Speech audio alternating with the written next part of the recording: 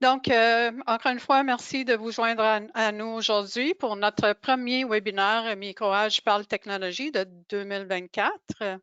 Je m'appelle Maria Fiori, je suis directrice des opérations chez Microage et aujourd'hui, je suis accompagnée par mon collègue Sergio Lima, directeur succès à la clientèle. Bienvenue, Sergio.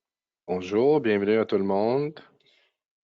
Donc, l'économie fait les manchettes depuis un certain temps déjà, qu'il s'agisse des taux d'intérêt, de l'inflation ou des questions de savoir si on est ou si nous sommes ou nous sommes pas en récession. C'est un peu les montagnes russes dans ce temps-ci, fait qu'il est difficile pour les organisations de naviguer et de fonctionner dans cet environnement incertain. La conversation d'aujourd'hui portera sur les façons dont une organisation peut naviguer dans l'incertitude du point de vue des TI. Donc, juste avant de débuter, quelques petites notes. Toutes, comme vous avez sûrement remarqué, tous les participants sont en mode silence pour réduire les bruits de fond. Nous vous encourageons de poser vos questions tout au long du webinaire en utilisant l'onglet questions de l'outil. Le webinaire est enregistré et l'enregistrement vous sera envoyé un peu plus tard aujourd'hui. Vous pouvez le réécouter ou le partager avec des collègues qui pourraient en bénéficier. Du même coup, nous allons vous envoyer le lien vers le livre électronique gratuit que nous vous offrons aujourd'hui. Si vous voulez avoir une copie du PowerPoint, de la présentation, c'est disponible dans la section Handout ou Documents dans l'outil webinaire. Fait que vous pouvez le télécharger. Et dernière petite chose, à la fin du webinaire, vous recevrez un court sondage de 3 questions pour recueillir vos commentaires.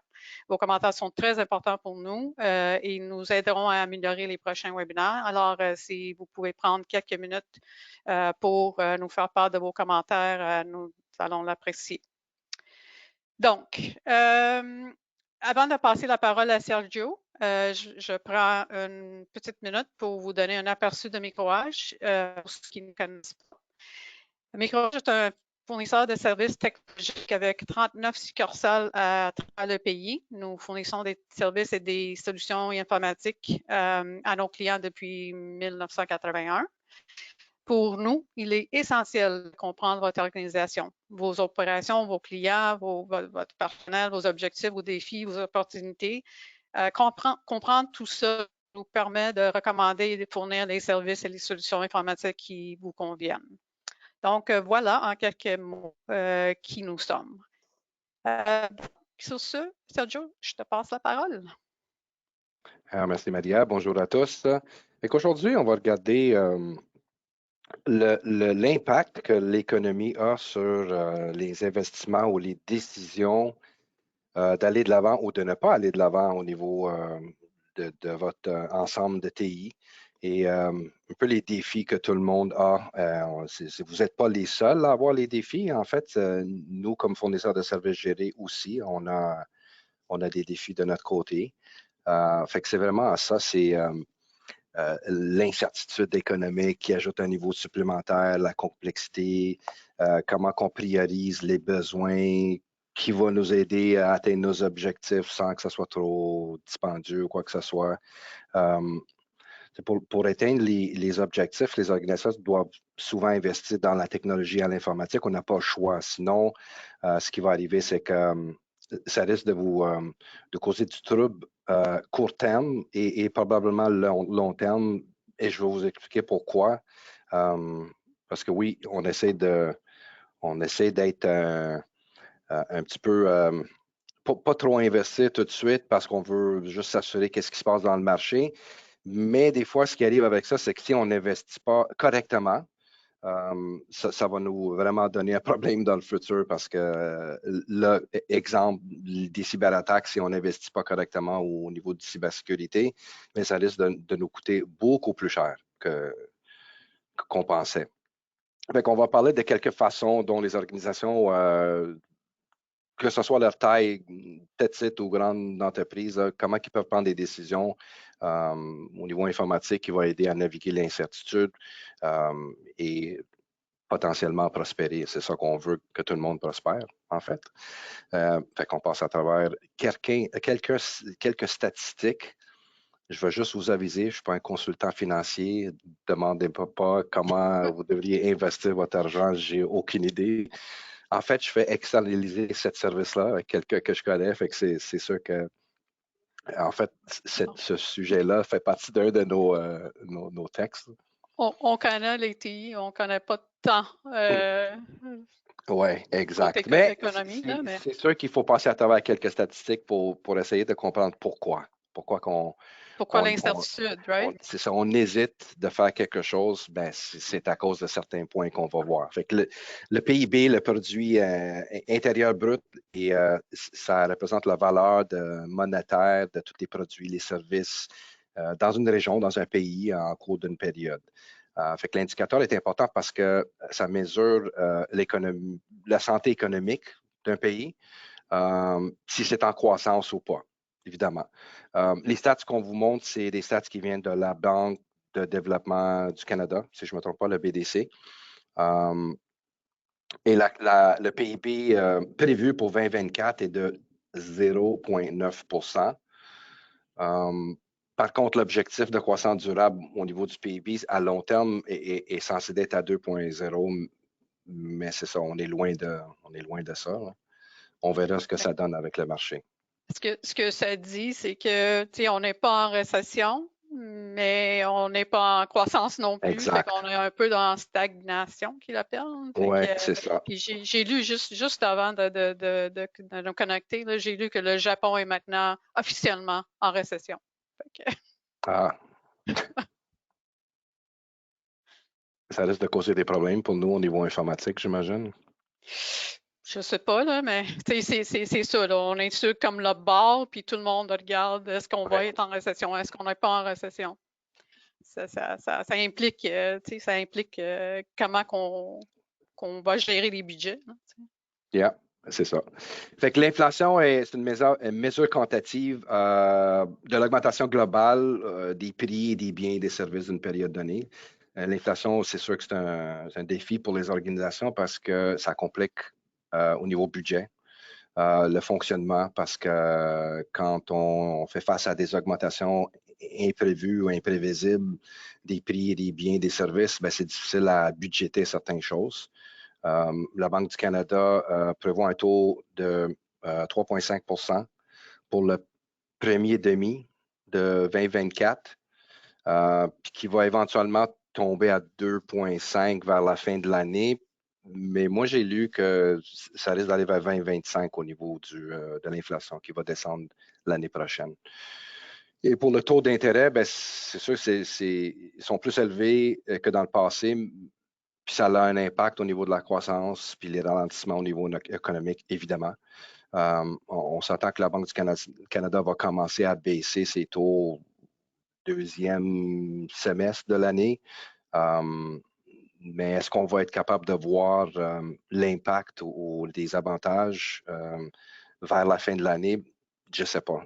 Encore une fois, ils disent peut-être qu'on va être capable de voir l'impact au début de 2025. Mais la bonne nouvelle est que l'économie devrait se stabiliser ou la deuxième partie de cette année. Fait que, même avec tout ça, c'est sûr qu'il y a des risques qui existent. Je ne sais pas, des conflits géopolitiques, l'inflation persistance, la prudence de tout le monde. Au lieu d'investir, ben, ils préfèrent attendre. Puis ça, c'est vraiment intangible. On a de la difficulté à prévoir tout ça, en fait. Et de là, l'incertitude qu'on vit Exact. présentement, que je pense que tout le monde qui est sur l'appel comprend parce qu'on vit ça même individuellement, right? Oui, exact. Fait comment qu'on fait pour, on a une entreprise, on essaie de le gérer, on sait possiblement qu'il y a des investissements à faire. C'est quoi les priorités? Comment qu'on le fait? On va passer à travers différents items, les revues d'activités. En fait, ça sert à nos clients et à nous, là, au niveau des services informatiques, pour voir c'est quoi la priorité, qu'est-ce qu'on doit absolument investir court terme pour éviter, je ne vais pas dire les dégâts, mais pour éviter Minimiser les risques, je pense. Une dépense, c'est ça, une dépense non prévue, une dépense qui arrive suite à certaines choses qui ne fonctionnent pas dans votre environnement. Fait que c'est sûr que ces conversations aident à identifier les priorités, les classer par ordre d'urgence. Puis là, ensuite, ben, on peut mettre des prix budgétaires à travers tout ça, puis au moins de voir long terme qu'est-ce qu'on est capable de faire. En passant, quand on gère les clients, ce genre d'activité-là, la gestion du risque, l'identification des risques, de voir la priorité de qu'est-ce qu'il faudrait mettre en place, l'alignement technologique. Micro-H fait ça avec nos clients quand on gère l'environnement. Fait que souvent, ce qui arrive, c'est que on est des partenaires. C'est sûr que nous, ce qu'on veut, c'est que vous soyez beaucoup plus avantageux avec nous, puis que vous puissiez être capable de budgéter puis d'améliorer votre niveau de profitabilité, puis surtout pour les utilisateurs aussi, quand on met des choses en place, mais la productivité rentre en fait avec ça. Fait la gestion des risques, l'identification des dettes techniques. Fait que la dette technique, indirectement, ce n'est pas de l'argent qu'on doit regarder, c'est plus une technologie, on regarde une technologie qui est vieillissante, de l'équipement, application. La dette technique est considérée comme un facteur de risque pour plusieurs raisons. Un, c'est quand on a de la technologie qui n'est plus prise en charge par le fabricant. Fait que ça, ce qui veut dire, c'est que le fabricant ne fournit plus d'assistance ou les mises à jour ou des correctifs pour sécuriser l'application. Fait qu'ils ont arrêté de faire le support sur certaines versions parce qu'ils sont allés à la nouvelle version. Donc, la technologie devient plus vulnérable aux cyberattaques, puis ça peut compromettre les systèmes, puis évidemment, sont connectés partout, fait que ça risque votre niveau de risque de cybersécurité est plus élevé, qui peut entamer en fait des dépenses qu'on ne veut pas si jamais quelque chose arrive. Fait que à mesure que la technologie vieillit, ben, elle devient sujet aux pannes. Ça, c'est une autre affaire. Fait que vieil équipement, ça risque de tomber, c'est du matériel. Après X nombre d'années, ben, c'est sûr qu'il y a des choses qui tombent ou brisent. Des fois, l'équipement ou les pièces de remplacement ne sont plus disponibles, sont beaucoup plus chères. Le coût de la maintenance et tout ça, il faudrait trouver un fournisseur qui est capable de supporter des machines qui sont plus vieilles, des applications qui sont plus vieilles, des développeurs sur des applications qui ont peut-être été faites par quelqu'un qui n'est plus disponible. Là, il faut trouver quelqu'un. Le prix commence à monter sur ce genre de dépenses-là. Et au fur et à mesure que les anciens systèmes vieillissent, ben, leur capacité de communiquer avec la technologie ou sont pas vraiment. Ça provoque des problèmes de compatibilité parce que là, si je peux donner un exemple, on avance au niveau de la suite Office, on avance au niveau des systèmes d'exploitation de Windows, mais l'application reste à une telle version, puis éventuellement, ce qui va arriver, c'est qu'à fur et à mesure qu'on va appliquer des correctifs, côté Microsoft, mais peut-être l'application va avoir une problématique parce que c'est un problème d'incompatibilité. Il devient difficile et coûteux pour trouver de l'expertise qui va essayer de tweaker, si je peux utiliser l'anglicisme, de tweaker une application pour que ça fonctionne assez stable, mais ça reste que cette application-là ou ce matériel-là fait partie d'un environnement qui est beaucoup plus avancé que ça et c'est sûr que ça cause des problèmes. Ce que je n'ai pas mentionné, c'est que la technologie vieillissante aussi, ben, ça peut empêcher que vous avancez dans vos objectifs. Fait que si vous avez une application qui est assez vieille ou une machine qui est assez vieille, ben, le problème avec ça, c'est que plus de maintenance, plus de support, on ne peut pas avancer, c'est lent, la productivité va manger un coup. Il y a plein de choses, plein de facteurs qui causent un problème alentour de tout ça. Donc, il faut identifier les risques. Le deuxième risque, c'est sûr qu'on parlait de l'équipement vieillissant, mais ça vient avec le risque au niveau de la cybersécurité. Pourquoi? Parce que les manufacturiers arrêtent de faire le support de certaines choses, ben, c'est sûr qu'ils deviennent plus à risque.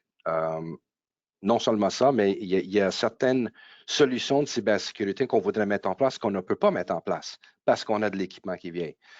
Exemple, correctif, les patchs qu'on appelle.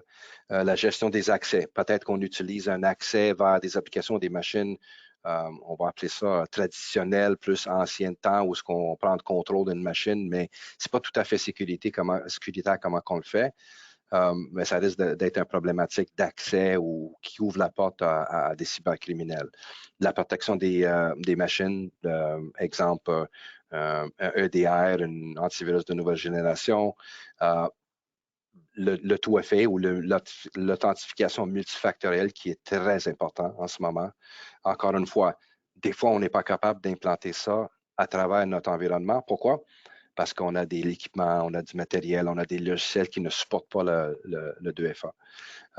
Et évidemment, il y a toujours la portion, le maillon faible, qui est toujours l'employé qui risque de cliquer sur certaines choses et quasiment ouvrir la porte à certaines personnes. Fait qu'on pousse beaucoup au niveau de la formation à la cybersécurité, la sensibilisation aux employés de comment ouvrir et ne pas cliquer sur certains liens ou comment aider ou comment protéger votre environnement. Il y a aussi au niveau de l'exigence en matière de confidentialité, la gouvernance des données, est-ce que c'est respecté? Encore une fois, s'il y a une dépendance sur des anciens systèmes, peut-être qu'on n'est pas capable de le faire. Et toujours le plan B, qui est quasiment le plan A, mais le plan B qui est le B pour backup, les sauvegardes. Votre niveau de cyber-résilience, est-ce que vous avez quelque chose en place? Encore une fois, ancienne technologie peut causer des problèmes ou peut empêcher de prendre une sauvegarde complète de toutes vos applications ou vos machines. Fait que il faudrait vraiment passer à travers la sauvegarde de réplication, la stratégie de tous les sauvegardes et la stratégie des réponses. Si jamais il y a des incidents, mais est-ce qu'on est prêt pour tout ça? Bon, amélioration, alignement, les objectifs à long terme. Les priorités présentées dans ces diapos là, qui viennent de passer sont suivies par des améliorations qui peuvent aider l'organisation. On peut vous atteindre vos objectifs, la productivité, l'efficacité. Ces conversations-là permettent d'identifier ce qui doit être fait maintenant versus ce qu'on est prêt à attendre pour un petit peu plus loin dans le cycle d'investissement ou d'amélioration. Ça permet de planifier, établir un calendrier, le budget ou l'estimer ou les budgets, de mettre en place certaines choses, peut-être un petit peu à la fois, un petit peu par mois, par trimestre, quelques affaires cette année, d'autres affaires l'année prochaine. Ça nous permet d'identifier, de le mettre sur une liste. Est-ce que veut pas, c'est efficace d'identifier, de le mettre sur une liste parce que maintenant, on est capable de visualiser ce qu'on a à faire au lieu de juste dire, OK, je sais que j'ai plein de choses à faire, je ne sais pas par où commencer, mais il faut les identifier. Fait que ça permet aux organisations et les fournisseurs de services informatiques, les MSP, de vraiment de parler le même langage puis de se concentrer sur ce qui est important pour votre entreprise. Donc là, on pose la question de la sous-traitance. Vous avez peut-être une entreprise où ce que vous avez du monde technique ou peut-être pas. Il y a peut-être des systèmes, il y a peut-être des applications qu'on peut externaliser vers des fournisseurs pour décharger ou enlever cette charge soit de vos employés ou possiblement trouver une meilleure façon de faire fonctionner cette application-là. Encore une fois, c'est négligé. Des fois, le monde, ils ont peur de dire qu'OK, moi, je ne voudrais pas l'externaliser. Je ne sais pas, Maria, si tu as vu ça aussi. Il y a certains clients qui nous disent, moi, ça ne me tente pas d'externaliser, je veux le garder à l'intérieur. Mais ça vaut la peine de faire l'exercice, surtout. Mais on ne parle pas de l'environnement au complet. Des fois, on parle des applications, certains aspects de votre environnement. Je ne sais pas, vous avez une personne technique qui s'occupe le support aux utilisateurs. Il est quand même bon au niveau de l'infrastructure, mais ça prendrait un autre coche de plus pour s'assurer qu'on est bien au niveau de l'infra. Bien, consultez un fournisseur pour voir qu'est-ce qu'eux autres ils ont comme idée ou solutions qui peuvent possiblement aider pour améliorer votre posture au niveau de l'infrastructure. Et vice-versa, peut-être on a quelqu'un qui connaît bien l'infrastructure, mais ce n'est pas quelqu'un qui va nécessairement donner le support à l'usager. Ben, c'est sûr que externaliser le support à l'usager, souvent, ça vaut la peine comparativement à essayer de trouver un technicien qui est disponible, passer à travers les CV, les entrevues, et éventuellement trouver quelqu'un sûrement à un haut prix, beaucoup plus élevé que d'habitude. Et après ça, le défi de garder cette personne chez vous, parce que c'est sûr que moi, je vois que les côtés techniques, ça change souvent en ce moment. C'est sûr que ça prend une conversation avec un fournisseur pour déboucher les solutions, puis comme nous mettons comme Micro-H, qu'est-ce qu'on peut faire pour vous aider à certains aspects, pas tout au complet si vous ne voulez pas. Mais c'est quelque chose à regarder, right? C'est encore Oui, là, tu sais, une fois que tu as fait la revue d'affaires, ben, qu'est-ce qu'il y a qui peut peut-être qui peut se faire à l'extérieur, que vous n'avez pas besoin de prendre tout oui, euh, le budget, là, tu sais. c'est ça.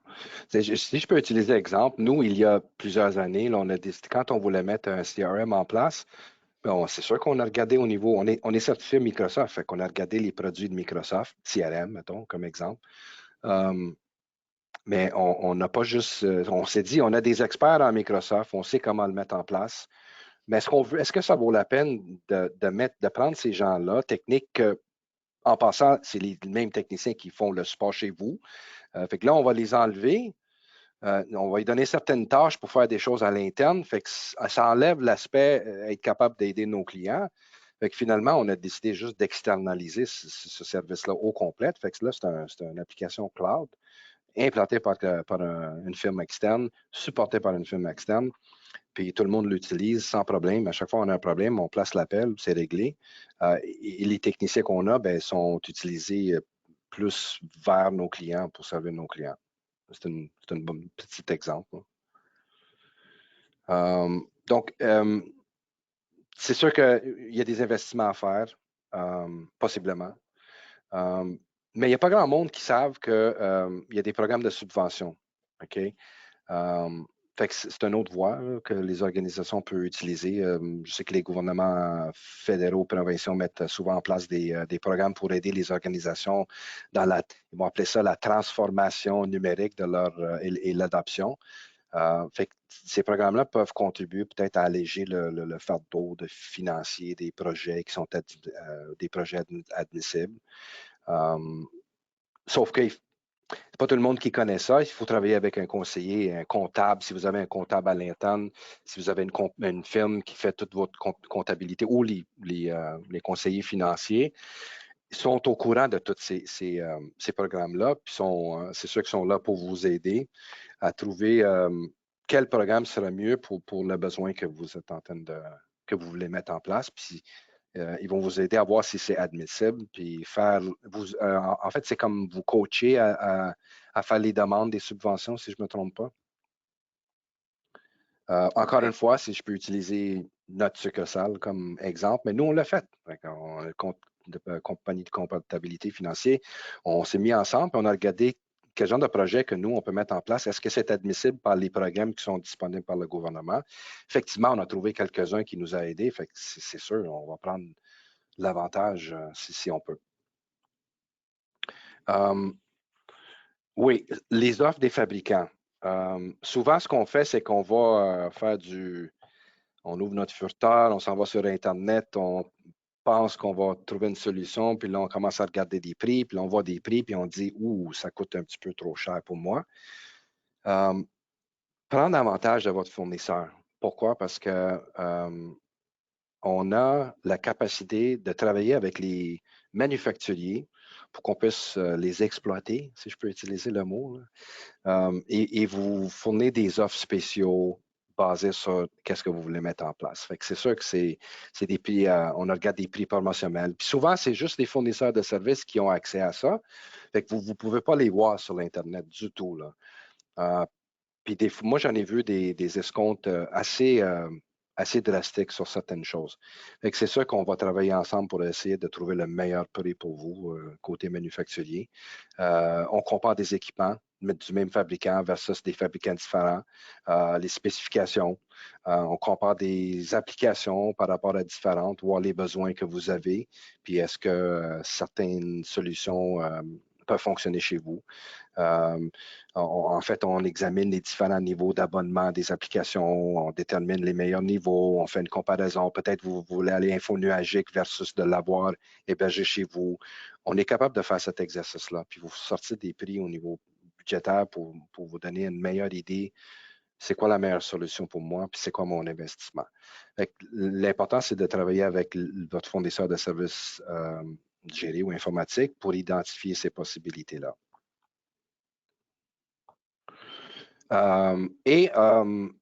Dernier point, je pense que c'est le dernier point, mais il y a des options de... Désolé, je vois que ça, le mot est en anglais en haut. On n'a pas fait la traduction, mais c'est correct. C'est des options de financement. Qu'est-ce qu'on peut faire? Vous n'êtes pas obligé de tout acheter matériel si vous préfériez de faire un financement, location, crédit bail, des options en tant que service, tout est disponible.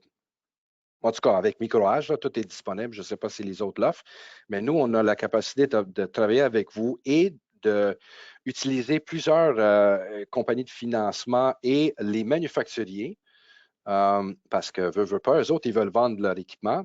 Ben, ils offrent des options de financement. Fait que ça peut changer votre façon d'investir dans un changement ou une amélioration. Puis des fois, on ne veut pas vraiment investir d'un montant, un gros montant avant que tout commence, mais c'est sûr qu'il y a des options qu'on peut mettre en place. Fait que tous ces fabricants d'instituts financiers, ils ont plusieurs options au niveau du financement ou crédit bail. Et le dernier, c'est plus en tant que service. Ce qu'on est capable de faire aussi, c'est que si vous ne voulez pas investir, acheter les équipements du tout, mais vous voulez faire quelque chose en genre de ordinateur comme un service ou solution comme un service, bien, nous, on a la capacité de fournir un prix, mettons, par usager qui inclut le poste de travail, qui inclut vos serveurs, l'installation des applications, le support, s'assurer au niveau de la cyber-risque que vous êtes à jour, que vous êtes aligné technologiquement. On est capable de faire ça tout dans un as a service qui parle. C'est vraiment quelque chose qu'on peut faire. Donc, ça devient une option plus... c'est plus le capital, mais c'est plus, voyons, le nom m'échappe, capital versus Opérationnel. Opérationnel, excuse-moi, oui, c'est ça. Fait que ça devient plus au niveau opérationnel. Si c'est quelque chose que vous faites déjà, vous aimez le concept, parfait. Sinon, c'est sûr que vous pouvez toujours acheter tout court, mais on a plusieurs options. Fait qu'en résumé,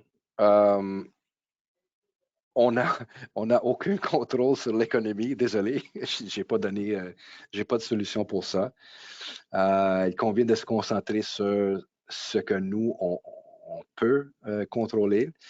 Puis, on peut déterminer vos priorités. On peut vous aider au niveau de la budgétisation, la planification, regarder les options au niveau de l'externalisé, les offres des fabricants, les options de financement, les programmes des gouvernementaux. C'est quelques-uns des moyens. Il y a d'autres moyens, mais c'est sûr qu'il y a sûrement quelque chose qu'on peut faire pour vous aider à atteindre vos buts, vos objectifs. Puis le but, c'est vraiment de s'assurer qu'on est prête si jamais quelque chose, comme j'ai parlé au niveau du dette technologique, le dette technologique est toujours quelque chose qu'on ne le voit pas jusqu'à temps qu'on se fait pogner avec une machine qui ne fonctionne plus, une solution, une application qui ne fonctionne plus ou une attaque, une cyberattaque. Puis là, ça sort. Fait que c'est quasiment un problème dans une boîte qui va éventuellement sortir si on le règle pas. Fait que sur ça, je passe la parole à Maria pour parler du livre. C'est un sommaire, nous, c'est bref sommaire de ce qu'on voit dans le livre électronique. Ouais, c'est ça, c'est ça. Fait que ça, c'est disponible. J'ai mis le lien dans le chat, fait que vous n'avez pas besoin de l'écrire ou de le prendre en note ou d'attendre jusqu'à tantôt, parce que avec le courriel qu'on va envoyer tantôt, vous allez pour l'enregistrement, il va avoir le lien aussi, mais je l'ai mis dans le chat si jamais vous voulez aller le télécharger maintenant. Donc, avec ça, on vous dit, ben, en tout cas, s'il y a des questions, n'hésitez pas à nous les envoyer. Mais aujourd'hui, c'était juste, on a reçu plusieurs commentaires des clients qui étaient un peu embêtés, right? De qu'est-ce qu'il fallait faire, comment ils pouvaient faire des projets avec toute cette incertitude-là. Donc, on a décidé, ce serait peut-être une bonne idée de donner quelques voies de regarder pour être capable comme Sergio a dit, là, arriver à l'objectif que vous voulez arriver comme organisation. Ouais, nous, ça fait plusieurs années qu'on prend le plus possible avantage des programmes gouvernementaux comme fournisseurs de services gérés et informatiques. C'est sûr que si on est capable de prendre avantage, ça libère la disponibilité de nos techniciens. Ça va alléger nos dépenses internes parce que pour nous, c'est toutes des dépenses. En fait, c'est facile dans le monde de service. Si on a un technicien, ben, il y a un coûtant, ben, il faut que je facture ce technicien-là. Mais quand on parle d'applications et systèmes en place, techniquement, ce n'est pas facturable à nos clients, c'est des systèmes puis c'est des coûts. Fait que s'il y a des programmes disponibles, c'est sûr et certain qu'on va prendre avantage.